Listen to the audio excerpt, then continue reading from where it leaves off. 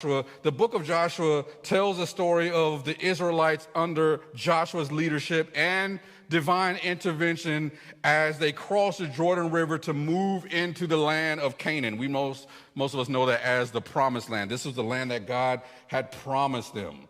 And so this book has basically two main divisions. I'm oversimplifying it for the sake of teaching, but it has two main divisions.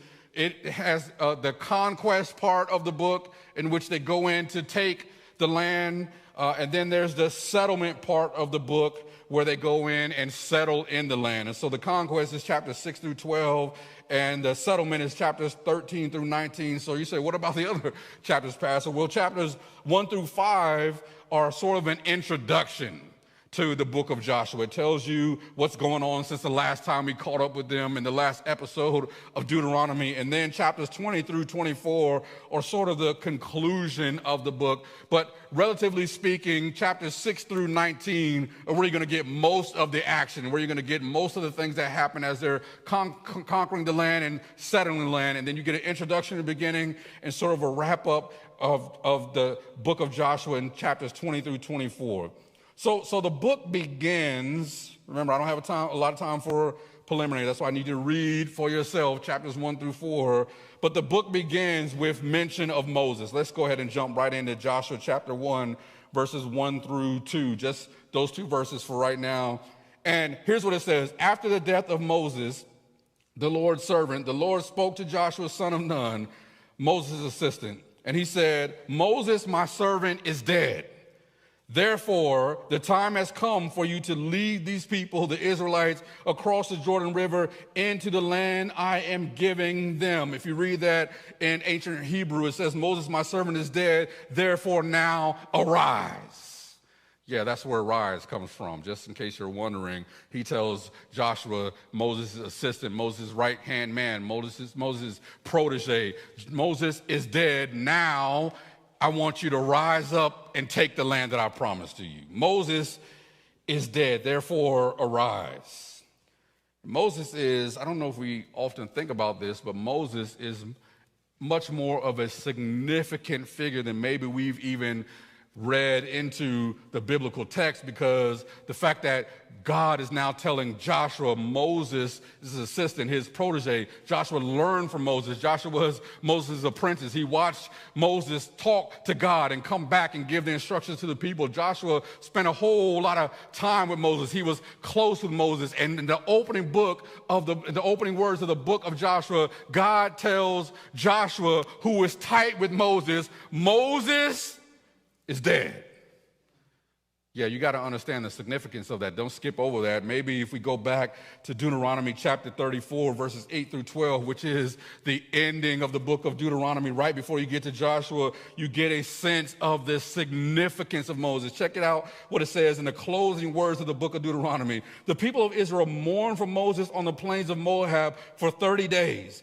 Until the customary period of mourning was over. Now Joshua, son of Nun, was full of the spirit of wisdom, for Moses had laid his hands on him. So the people of Israel obeyed him, doing just as the Lord had commanded Moses. Check this out. There has never been another prophet in Israel like Moses, whom knew the Lord face to face. The Lord sent him to perform all the miraculous signs and wonders in the land of Egypt against Pharaoh and all his servants and his entire land. With mighty power, Moses performed terrifying acts in the sight of Israel. Let me go back up. Notice the purposeful inflection. There has never been another prophet in Israel like Moses.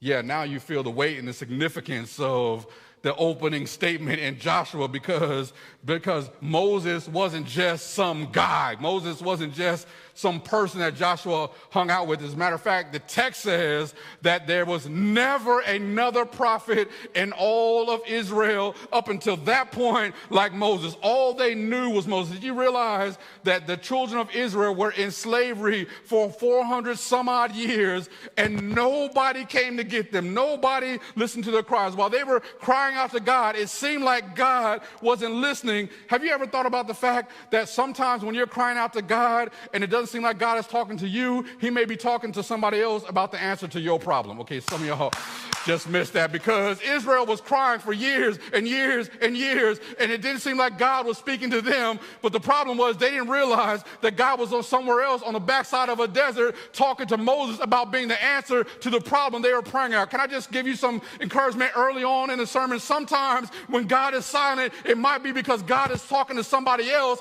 about the prayer that you've been praying, so that they can come in your life and be the answer for what you've been struggling with your whole life. Hold on, because God is listening and he always has an answer. So Moses wasn't just some guy. It says he was significant in the life of Israel. He was synonymous with their freedom. He was synonymous with them being delivered. All they knew was Moses. Some of them, I don't know about if you knew about this, but as they wandered around in the desert for 40 years and then the younger generation grew up, some of them, all they knew was Moses.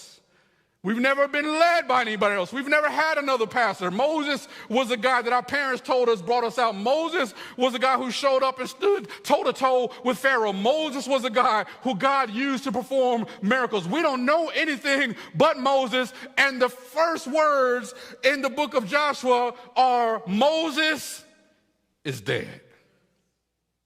Yeah, now you feel the weight, because this is our guy. We didn't know anything else but Moses. But what's significant about those instructions is that Moses' death wasn't just the death of a man, it was the end of an era. Yeah, Moses is gone.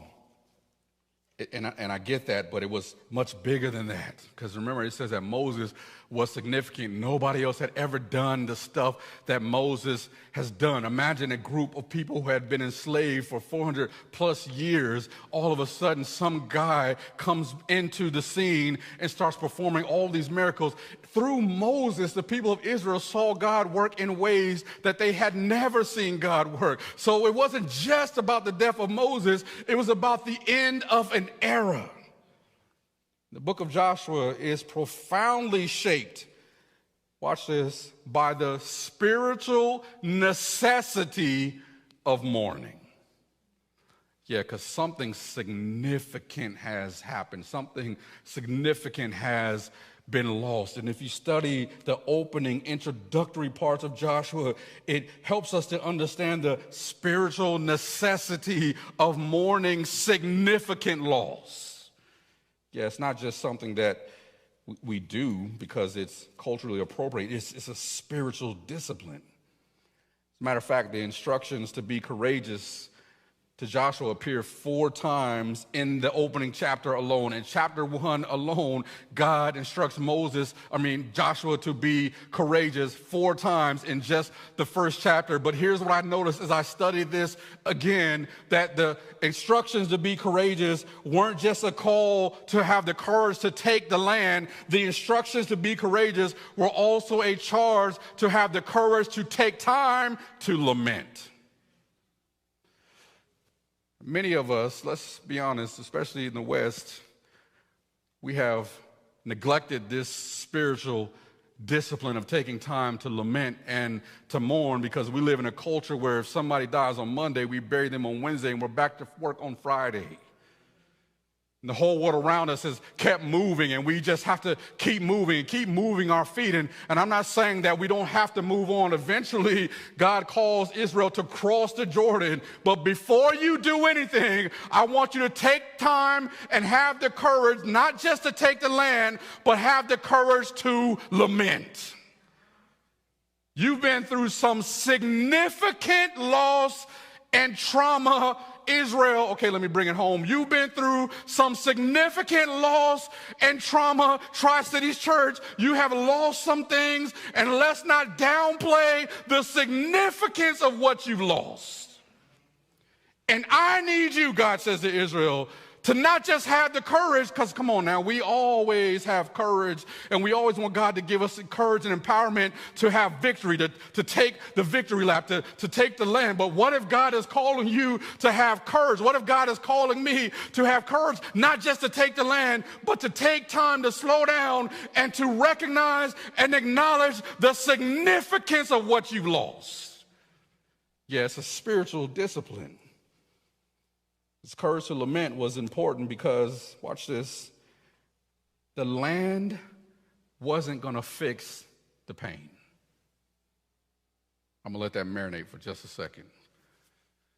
Because many of us have been taught that if I can just get the next thing, if I can just acquire the next thing, if I get the new job, if I get the raise, if I get married, if I do this, if I can acquire the land, then the loss won't be as significant. God says, no, before I even let you go in to take the land, I need you to have the courage to lament. Watch this, because no matter what I give you after this, unless you take time to have the spiritual discipline to lament and mourn, the land is not going to fix what you lost. Does anybody here know that it doesn't matter how much I get after what I've lost, it's never going to replace the significance of who I lost and the significance of what I lost. And yes, God will continue to bless you as you live on this side of heaven, but he's asking us to have the courage to slow down enough to lament, because the land ain't going to fix your pain. And I need you, he says to Joshua, to have courage. The courage to be sad, to lament, to let all of your tears flow, to lay your head in God's lap and let God soothe you because you've lost something significant. See, we have been taught to instinctively avoid sadness. I mean, we even do this at an early age where we tell our children, don't cry. Suck it up. Big boys and big girls don't cry. And there's an element to where we're trying to teach our children some resilience. But the reality is, many of us who were taught those lessons by the time we became grown adults, we didn't even know how to process loss. And God says, before I give you the land, I want you to have courage. Joshua, I need you to lead these people. But here's the reality. Moses is dead. I need you to rise up, but before you do that, I need you to take time to lament. I think perhaps maybe the reason why we avoid sadness is because sadness is often confused for depression. However, they're not always the same. You can have depression and be sad, and you can be sad and not be depressed. As a matter of fact, sadness, according to experts, normally connects with certain events or moments. I'm sad because X happened. Whereas depression often has multiple or unknown origins. I don't know why I feel this way. Can I encourage you, if you are struggling with depression, go see a professional. Someone who can help you walk through those feelings that you don't know where they're coming from. But in this case, God is encouraging them to be sad because it is connected to a specific event or loss that they can pinpoint. They know why they're in their feelings. Why? Because Moses is dead.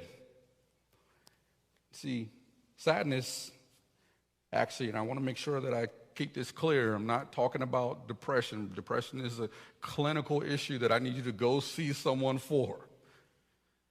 But sadness, on the other hand, can serve us because it's a memorial to what matters to us and what gives us meaning.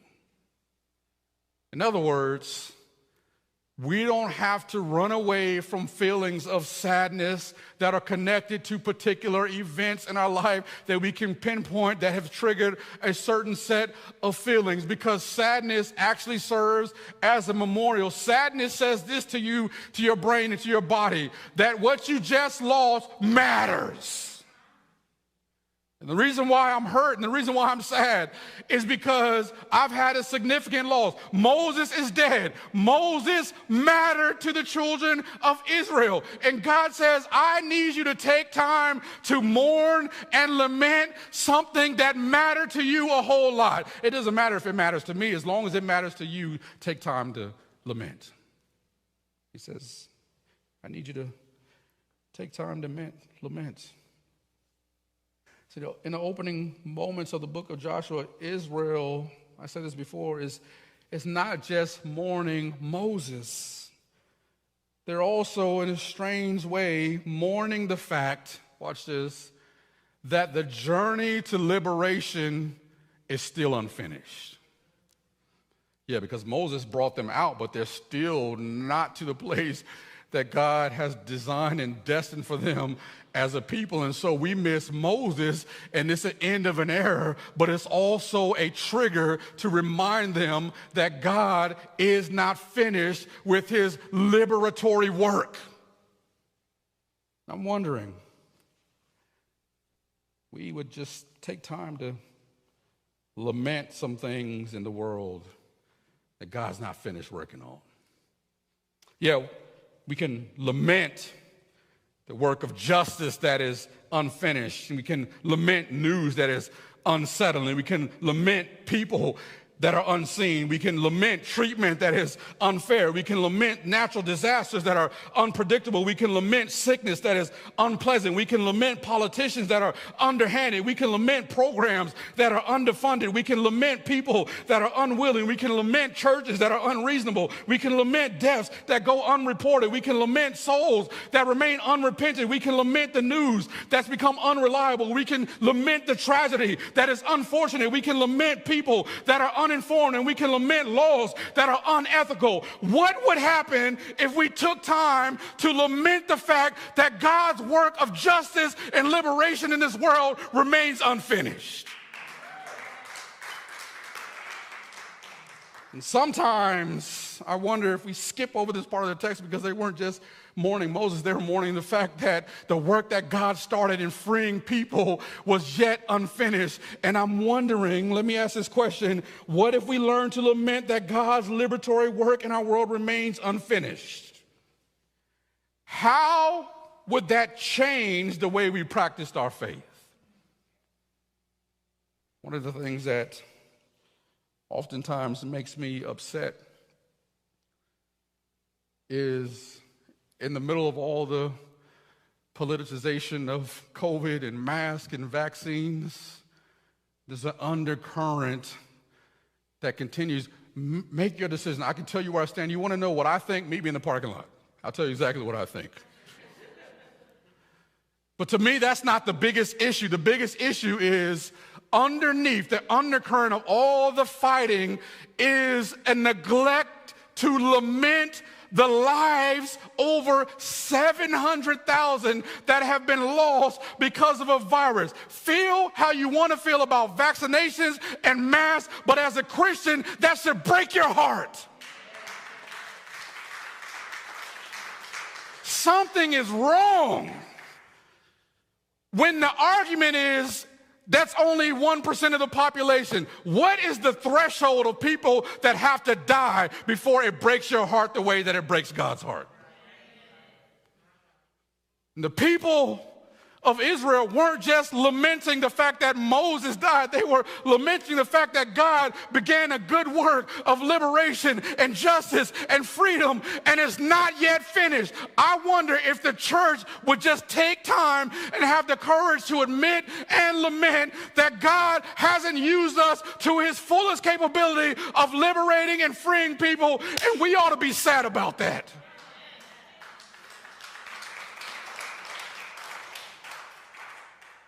We got to be the type of people who have the courage to allow the things that breaks God's heart to also break our heart. It wasn't just Moses. It was the fact that God was doing something in freeing people who had been oppressed for 400 years, and it wasn't finished yet, and they were sad that we haven't made it yet. Which is why it's important that we understand Joshua chapter 4. I'll read Joshua chapter 4, verses 1 through 7. It says, when all the people had crossed the Jordan, the Lord said to Joshua, now choose 12 men, one from each tribe. Tell them, take 12 stones from the very place where the priests are standing in the middle of the Jordan, carry them out and pile them up at the place where you will camp tonight. So Joshua called together the 12 men he had chosen, one from each tribe of the tribes of Israel, and he told him, go into the middle of the Jordan in front of the ark of the Lord your God. Each of you must pick up one stone and carry it out on your shoulder, 12 stones in all, one for each of the 12 tribes of Israel. And we will use these stones to build a memorial. In the future, your children will ask you, what do these stones mean? And then you can tell them, they remind us that the Jordan River stopped flowing when the ark of the Lord's covenant went across. And these stones, watch this, will stand as a memorial among the people of Israel forever. So now we've skipped ahead. Remember, I need you to do all your reading. We skipped ahead to the fact that God has now called them to cross the Jordan, and he tells Joshua after they've crossed the Jordan, you've got to go back and read it, because he tells the priest to hold up the Ark of the Covenant. The Ark of the Covenant, if you remember, represents the presence of God. And as they held up the Ark of the Covenant, the same miracle that he did through Moses in splitting the Red Sea is the same miracle that he did in splitting and moving back the waters of the Jordan. You also have to understand, make sure that you read this, that they were crossing during the season when the river was at its peak, and there was a danger, watch this, of them being swept away by the current of the Jordan River. So much so that God used his presence to make sure, okay, some of y'all feeling where I'm going, that it doesn't sweep you away completely.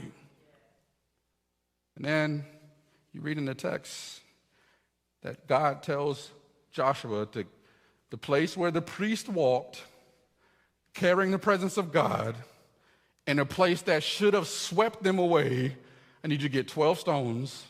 You take those stones from the place that the priest stood, and you cross over the Jordan, and when you set up your camp for the night, I want you to take those 12 stones, and I want you to build a memorial. And what God is showing us is that lamenting and mourning and taking time to create moments of memorial is a spiritual discipline. Before I let you go too far after you've crossed over the thing that you've survived, I need you to stop, and I need you to mourn. I need you to set up a place for them physically, for us proverbially, where you can be reminded of what you've lost, and you can also use that as a way to teach the future generations about the faithfulness of God to carry you through seasons that should have swept you away. He says, grab 12 rocks. So I want to just take a little bit of time to share why memorials, and this is what we're going to do with the rocks. I'll explain it in a moment. But there are 3 reasons why memorials serve a purpose. 3 reasons why I believe God told them, before you go too far, I need you to stop and build a memorial. Number 1, the memorial serves as the place of questions.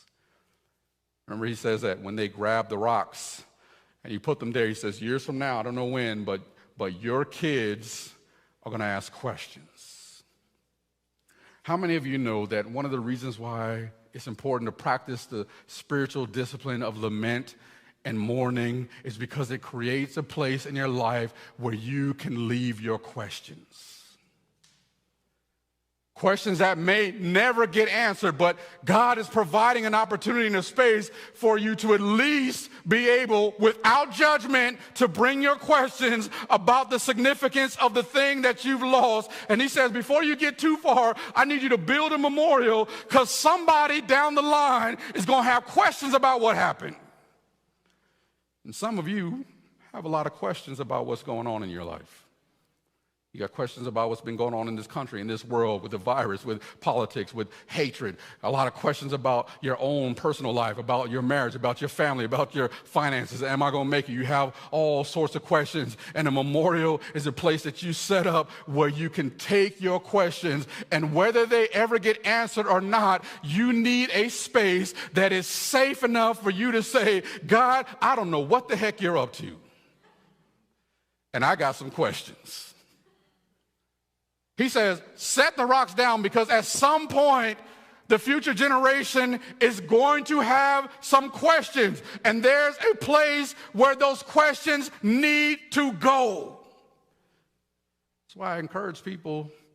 I don't know that I have all the answers. I don't know that any of us pastors or elders have all the answers. But the church should be the place where you can at least bring your questions without judgment and say, I don't get this. And the reason why many people run away from the church is because we have positioned ourselves as the place of answers and the place where you can ask no questions.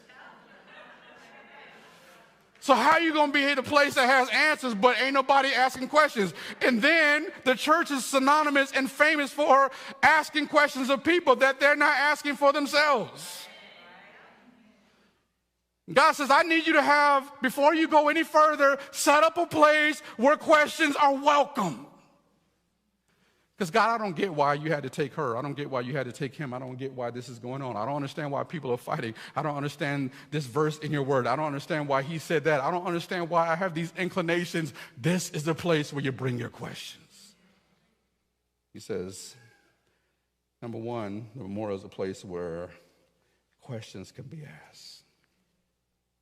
Number two, I believe the memorial is important because it's not only the place of questions, it's a place of context. Because you notice that God says, I need you to set up this memorial because for future generations, it's going to provide for them the context of how I worked in their lives.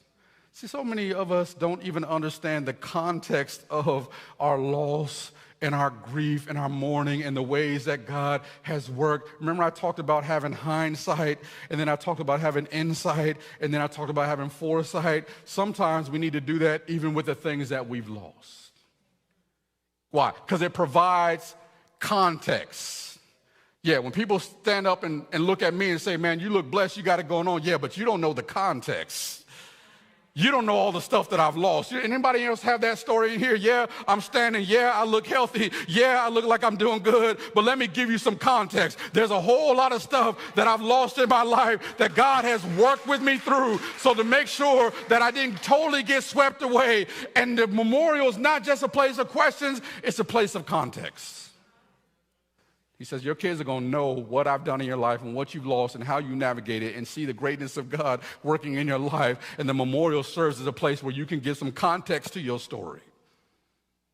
I want to give you just a couple of things that I think will help you to understand the context even of your particular loss. Now, I've taught this before, but it's good to teach again. This comes from a book that I read years ago called All Our Losses and Grief. And it gives you the 6 different types of loss. Why am I sharing this? So you can get some context to what you're struggling with. First type of loss is material loss. It is the loss of a physical object or a familiar surrounding to which one has an important attachment. So it could be like the sale of a home or clothing, or if you lost someone and you had to get rid of their things. Those are material things, but they have significance to you. And even having to get rid of those things is an additional loss to the loss of your loved one. It could be due to death, but it could also be due to moving away, getting a new job. Anything could force material loss. And the items are symbolic in many ways, and they are sacred to you. And it can be a source of additional layers of grief. Second type of loss is relationship loss. Relationship loss is the ending of opportunities to relate oneself to, talk with, share experiences with, touch, settle issues with, and otherwise be in an emotional or physical presence of a particular other human being. Now you got some context. That's what I'm feeling. Oftentimes it could be the result of death, but sometimes not. And this type of loss is most often the first type of loss we experience as children when a friend moves away or when you get moved to a different class that your friend is not in. And it's not always permanent. However, death is the most intense form of relationship loss. What may be required in this type of loss is the sorting of memories or memorials so that you can carry on an internal dialogue with yourself and with God about what you have lost. You with me?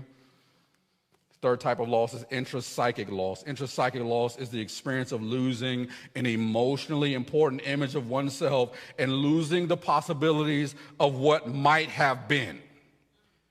It's an abandonment of plans for a particular future, the dying of a dream, if you will. And although it's often related to external experiences, it is itself an entirely inward experience. This loss is usually not experienced until adolescence because it requires a keen level of self-awareness. And this loss is unique because it's completely internal. It's a loss of what might have been if that didn't happen. And it is the loss of how it impacts how you see yourself because of what happened, and what might have been is no longer a possibility, and it changes the way you even see yourself. Fourth type of loss is functional loss. This is simply the loss of muscular or neurological functions. And I share this because oftentimes it can be a comorbidity of loss. Sometimes when you've lost something significant, your mind don't act right. And your body doesn't do the stuff that you want it to do. Don't downplay functional loss. It's that moment where when your legs start hurting or your head starts hurting, and oftentimes it's a result of a particular loss, but that in and of itself is a loss. The loss of independence, the loss of being able to do the stuff that I used to do. Many people who have had COVID have said, I have experienced some cognitive changes. I can't focus as much as I used to. That's something that needs to be grieved. The fifth type of loss is called role loss. Role loss is a loss of a specific social role or one's accustomed place in a social network. Many times people who retire or change a job, that's a frequent occasion of role loss. It can also occur, obviously, with death. And the significance of role loss is directly related to one's sense of identity that is linked to that role. If you've lost a child and now you are a mother or father that's lost your child, your role used to be as a parent, and now that your child is gone, you're trying to figure out what your role is in society. If you've lost a spouse, your role has been as a husband or a wife, and that loss in and of itself is significant, but you're also grieving the role that has now changed. That's why when you go out and you see couples celebrating Valentine's Day, or you see children with their parents on Mother's Day or Father's Day, it triggers something because there's a role that's been lost. Yes, it's awful that you lost that person, but you also lost that role. It gives context to what you're dealing with. Here's the last one: systemic loss. Systemic loss is a loss of systems that facilitate comfortable patterns of behavior. What does that mean, Pastor? That when you experience loss, sometimes it changes the way you have to operate. And there was a habit and a routine and a system that, come on now, all of us, I can say this, I don't know all your stories, but all of us since March of last year have experienced systemic loss. Because the way you used to do stuff doesn't work anymore, and now I have to, come on now, if you're like me, I had a routine that I've had for 10 years, for 15 years, for 20 years, and then all of a sudden somebody comes or some circumstance comes and takes that away. Don't minimize the significance. It has changed the way that you've had to do life, and you're also grieving that. So not only is the memorial place of questions, it's also the place of context. I gave you 6 things that help you provide context. Here's the last thing. It is the place of questions, it is a place of context, but it's also, a memorial is also the place of crossing. It is the place that God has told his children, here's where I want you to build this memorial to remind you. Remember, he says right outside, I want you to build a camp right outside the Jordan where you crossed over the things that should have swept you away. And I want you to stop and build a memorial because this is the place where you're going to be able to cross over the things that try to sweep you away. See, the place of crossing means that placing the stones is a corporate or spiritual practice that is the place God called them to cross and to remember the river of life's problems and how they haven't completely swept you away. They tried, but remember, the priests took the presence of God and walked through something that should have swept them away, and God says, this is a place where you cross. So I don't know your story, but I want you, as we prepare to bring these rocks, to find that place within your heart where you can recognize that God gave you some stepping stones. Did I tell you that they took the stones from the places that the priests stepped on as they walked through the Jordan? My question is is what stepping stones has God given you, or what stepping stones do you need for God to help you to cross over the place that's trying to sweep you away? He says, I need you to stop and take the stones from there so that you can recognize that this is a place of crossing. I want to just share two people that I'm going to lay my stone for, and there's many others. And if you haven't got your stone, they're in the back.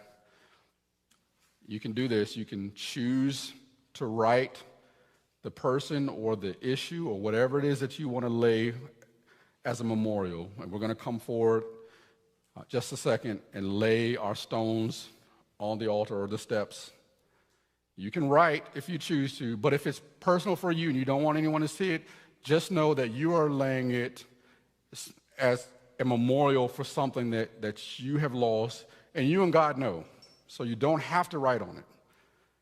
But if you want to, as an act of significance, you can write on that stone. It can be a person. It could be anything that you've lost. But before we do it, I want to share, just throw those pictures up for me. This is my friend Howard. Howard died just a little over a week ago from complications from COVID. You notice that's right outside my office. So Howard was a friend of this church, even though you've never met Howard. Howard was a great friend that I met through Jamie, and we've been friends for the last almost 3 years. And Howard was just an incredible guy who served everyone. I mean, you can see, even in that picture, the kind of relationship that we had. And while this is not an exhaustive list of all the things that we've lost, I'm going to lay my stone this morning to remember Howard and how God used him to help me cross over some difficult things. Go to the next. This woman right here is affectionately known as Miss Fran.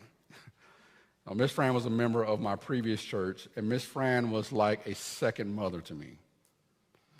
And she died last year, and I did her funeral at the very beginning of COVID, so we had to do it outside. But Miss Fran was the type of woman, let me tell you about Miss Fran. Miss Fran, every year, would make sure that we had our dressing and all the fixings for Thanksgiving. All we had to do was get the turkey. She would call me and say, Pastor Lamar, I need you to come up here and get all your food. And she would give us like a whole laundry room full of big bottles of Tide just because somebody had given her in bulk. Here, take 3 or 4 of these and make sure you get something for the boys. And she would often, in my last church, come up to the office unannounced just to bring me lunch. She was like a mother to me. This is our last day at my previous church. Go ahead and show the last one. And Miss Fran died of cancer. Here's why this is a struggle for me. Because 2 of the people, and this is why I'm talking about them, 2 of the people that I'm laying my rock for are people who had the same thing that I had. And somehow they didn't make it. And I'm not foolish enough to ever think that I'm special and that God loved me more as to why I made it out of my cancer battle and I made it out of COVID. So even underneath that, there's a significant sense of loss called survivor's guilt. Some of us are sitting here and we've made it through some stuff that other people didn't make it. And for me, it's a place of question. God, I know so many other people who are far more worthy than I am to still be here, and they're not. And I don't know how I feel about that, and I have a lot of questions about that, and I'm lamenting and I'm mourning that. So what I want you to do is prepare your rock. You can start writing on it now. Band, you can come back up because we're getting ready to take communion. And as the band begins to play and sing, after you take your communion, if you haven't received your communion, just raise your hand. Someone can bring you one. If you don't have a rock, raise your hand. Someone can bring you one. If you have difficulty getting down to the stage and you feel comfortable with it, you can hand your rock to someone else and they can lay it for you. But I don't know if you know this, but Jesus also pointed to the significance of memorials. This is not on the screen. This is Luke chapter 22, verses 14 through 20. Luke says, when the time came, Jesus and the apostles sat down together at the table, and Jesus said, I have been very eager to eat this Passover meal with you before my suffering begins. For I will tell you now that I won't eat this meal again until its meaning is fulfilled in the kingdom of God. Then he took the cup of wine and gave thanks to God for it. Then he said, take this and share it among yourselves, for I will not drink wine again until the kingdom of God has come. And then he took some bread and gave thanks to God for it. Then he broke it in pieces and gave it to the disciples, saying, this is my body, for which, this is my body, which is given for you. Do this in remembrance of me. And after the supper, he took another cup of wine and said, this cup is a new covenant between God and his people, and an agreement confirmed with my blood, which is poured out as a sacrifice for you. Did you catch what he says? Do this in remembrance, as a memorial. Something that was a regular part of their spiritual discipline, observing the Passover. He says, now I want you to attach some new meaning to it. I want you to have the courage to take time, that every time you do this, you're doing this as a memorial to me, so that you can remember that I gave my body and my blood, so that you can cross over the things of life that have tried to sweep you away, and that you know that eternally you are secure and you are safe. And so I'm going to pray. The band's going to come and they're going to sing. Take your communion, and then as you feel led, you can bring your stone and lay it on the altar as your memorial to whatever or whoever you have lost. God, we thank you so much for this opportunity.